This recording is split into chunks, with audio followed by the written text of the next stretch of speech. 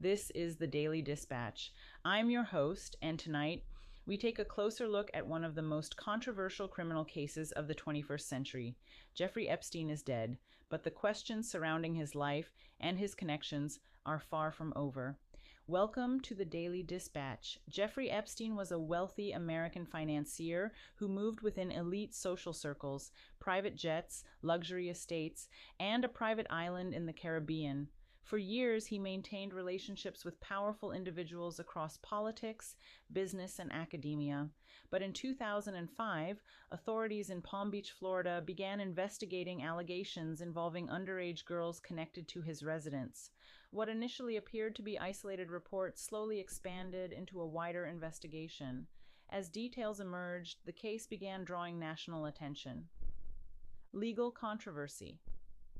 In 2008, Epstein reached a controversial federal agreement that allowed him to serve a significantly reduced sentence. The deal later faced intense public criticism. Legal analysts described it as one of the most debated prosecutorial decisions in modern American history. For many observers, it raised serious concerns about accountability and influence. Years later, in 2019, federal prosecutors filed new charges that could have resulted in a lengthy prison sentence if convicted. The case once again dominated headlines. Death and questions. But before trial proceedings could move forward, Epstein was found unresponsive in his New York jail cell. Officials ruled his death a suicide. However, the circumstances surrounding his death sparked widespread public skepticism. Questions were raised about security protocols, about monitoring procedures, about how such a high-profile inmate could die while in federal custody.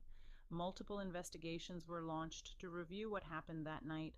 Despite official conclusions, debate continues. Segment 4, The Bigger Picture. For many, the case was never just about one individual. It became a broader conversation about power, privilege, and the justice system.